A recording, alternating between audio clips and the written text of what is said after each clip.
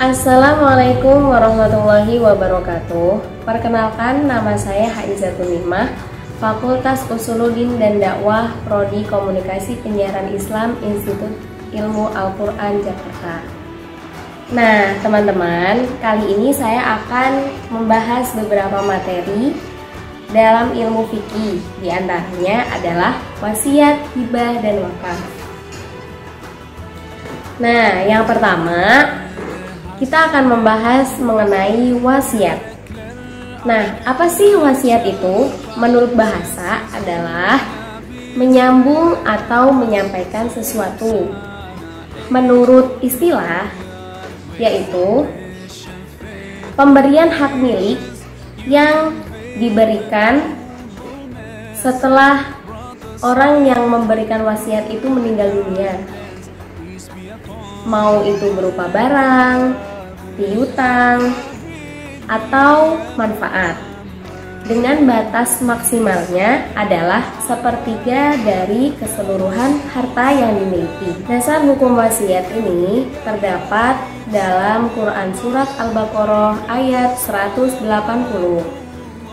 A'udzu billahi minasyaitonir rajim.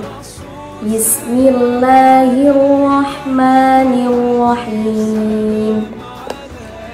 Kutiba alaikum idza hadara ahadakumul mautu in taraka khairanil wasiyatu lil walidaini wal aqrabina bil ma'ruf haqqan 'alal muttaqin.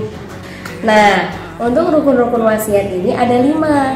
Yang pertama adalah al-wasi, orang yang berwasiat. Yang kedua adalah al-musobi, barang yang diwasiatkan. Yang ketiga al-musolah, orang yang menerima wasiat. Yang keempat al-musoileh, orang yang menyampaikan wasiat. Dan yang kelima adalah sigot, yaitu adalah ijab dan qabul antara al-wasi dan al-musolah. Nah, itu tadi adalah rukun-rukun wasiat. Sekarang kita akan membahas hukum wasiat. Hukum wasiat itu ada 4. Yang pertama adalah sunnah, jika diperuntukkan untuk kebaikan. Yang kedua adalah wajib, apabila seseorang mempunyai kewajiban syara yang dikhawatirkan akan disia-siakan bila dia tidak berwasiat. Contohnya adalah dia mempunyai hutang, kemudian mewasiatkan kepada orang lain. Yang ketiga adalah apabila berwasiat yang melebihi dari batas maksimal, yaitu sepertiga dari harta yang dimiliki.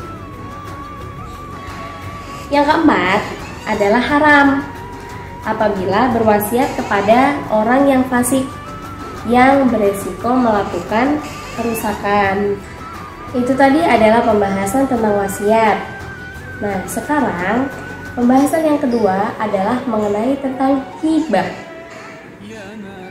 Pengertian hibah adalah menurut bahasa adalah pemberian.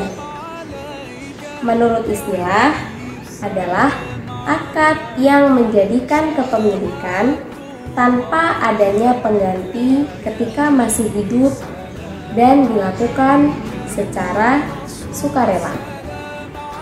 Dasar hukum hibah terdapat pada Quran Surat Al-Baqarah ayat 177. Kemudian rukun-rukun hibah di sini ada 4. Yang pertama adalah al-wahib, yang kedua adalah al-mauhub, yang ketiga adalah al-mauhublah, dan yang keempat adalah sigot. Nah, itu tadi kan pembahasan mengenai tentang wasiat sama hibah. Nah, sekarang yang ketiga adalah pembahasan tentang wakaf. Apa sih wakaf itu? Pengertian wakaf menurut bahasa adalah berasal dari bahasa Arab wakofa, yang berarti menahan atau berhenti.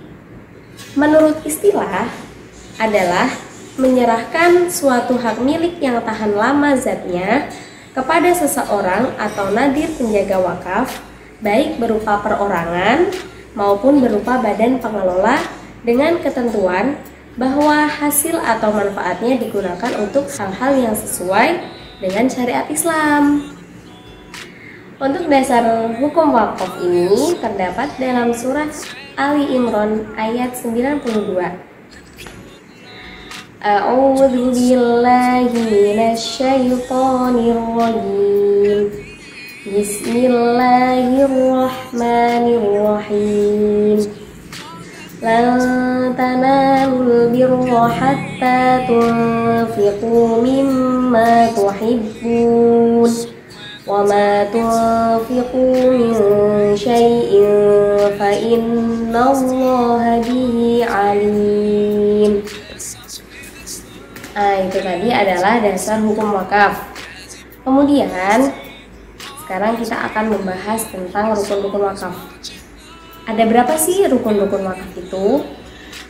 Nah, menurut jumhur ulama, Imam Syafi'i, Imam Maliki, Imam Hambali, di sini bersepakat ada 4. Yang pertama adalah al-wakif. Yang kedua adalah al-mauquf ilaih. Yang ketiga adalah al-mauquf. Dan yang keempat adalah sigot. Nah, coba teman-teman, di sini masih ingat nggak tadi rukun-rukun wasiat ada berapa, rukun-rukun hibah ada berapa, rukun-rukun wakaf ada berapa? Nah, selanjutnya yaitu tentang macam-macam wakaf. Wakaf terbagi menjadi beberapa macam berdasarkan tujuan, batasan waktunya, dan penggunaan barangnya. Berdasarkan tujuan, ini dibagi lagi teman-teman. Yang pertama yaitu wakaf sosial. Apabila digunakan untuk kebaikan masyarakat dan kepentingan umum. Yang kedua adalah wakaf keluarga atau disebut juga dengan wakaf duri, yaitu diberikan kepada keluarga dan keturunannya. Yang ketiga yaitu wakaf gabungan atau wakaf mustarok, yaitu apabila tujuan wakafnya untuk umum dan keluarga secara bersamaan. Kemudian poin yang kedua adalah berdasarkan penggunaan.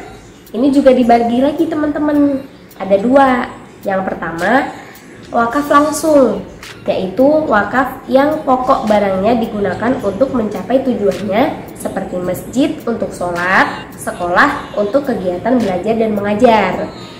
Yang kedua, wakaf produktif, yaitu wakaf yang pokok barangnya digunakan untuk kegiatan produksi dan hasilnya diberikan sesuai dengan tujuan wakaf. Nah, poin yang ketiga adalah berdasarkan batasan waktu. Ini juga dibagi lagi, ada 2. Yang pertama, wakaf abadi. Apabila wakafnya berbentuk barang yang bersifat abadi seperti tanah dan bangunan beserta tanahnya. Yang kedua adalah wakaf sementara. Apabila barang yang diwakafkan berupa barang-barang yang mudah rusak ketika dipergunakan tanpa memberi syarat untuk mengganti bagian yang rusak. Bisa juga dikarenakan oleh keinginan wakif yang memberi batasan waktu ketika mewakafkan barangnya. Alhamdulillahirrabbilalamin. Cukup sekian penjelasan dari saya. Jika ada kesalahan, bisa teman-teman tulis di kolom komentar ini ya. Terima kasih sudah menonton video ini. Wassalamualaikum warahmatullahi wabarakatuh. Jangan lupa subscribe, komen,